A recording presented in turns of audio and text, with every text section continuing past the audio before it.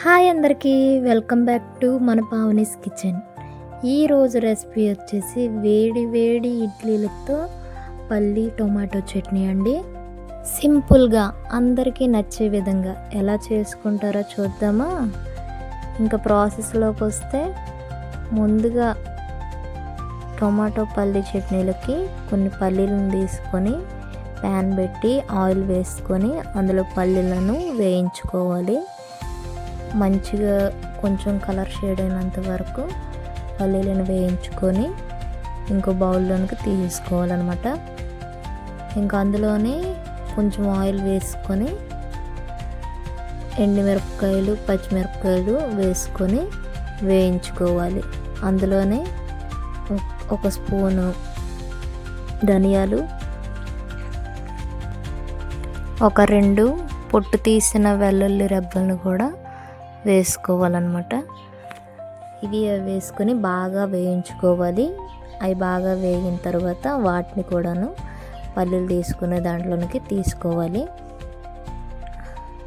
ఇవి వేగిన తర్వాత అదే ఆయిల్లోకి ముందుగా మనం కోసి పెట్టి ఉంచుకున్న, నేనైతే 2 టమాటాలు తీసుకుంటున్నా, 2 టమాటాలని వేసుకొని బాగా మగ్గించుకోవాలి. టమాటాలు బాగా మెత్తబడినంత వరకు మగ్గించుకోవాలి. ఇదిగోండి ఇలా వీడియోలో చూపిస్తున్నట్టుగా టమాటాలు మెత్తగా అయిన తర్వాత టమాటాలను కూడాను అదే బౌల్లోనికి తీసుకొని వీటిని చల్లబెట్టుకోవాలన్నమాట.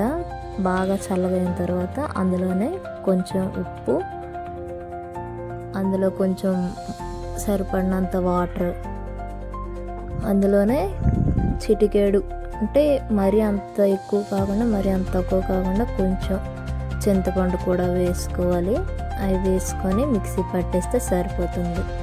ఇంకా ముందు తీసుకున్న ప్యాన్లోనే అదే ఆయిల్లో కరివేపాకు, వెల్లుల్లి, నెక్స్ట్ ఆవాలు, ఎండుమిర్చి వీటిని వేసుకొని మంచిగా వేయించుకోవాలి. అవి వేగిన తర్వాత అందులో మనం ముందుగా మిక్సీ పట్టిన దాన్ని తీసుకొని ఇందులో వేసుకుంటే మంచిగా కలిపేసుకుంటే చట్నీ తాలింపు రెడీ అయిపోతుంది. ఇలానే వేసేసుకోవచ్చు, లేదు మాకు ఇంకా పల్చగా కావాలన్నా కొంచెం వాటర్ యాడ్ చేసుకుంటే సరిపోతుంది. ఇంతేనండి, చాలా సింపుల్గా. రోజు ఒకే రకంగా ఏం తింటాం అనుకునే వాళ్ళు కూడా ఉంటారు కదా. ఇలా ఒకసారి ట్రై చేసి చూడండి, చాలా బాగుంటుంది. కొత్తగా నా వీడియో చూస్తే సబ్స్క్రైబ్ చేసుకుని లైక్ చేసుకోండి.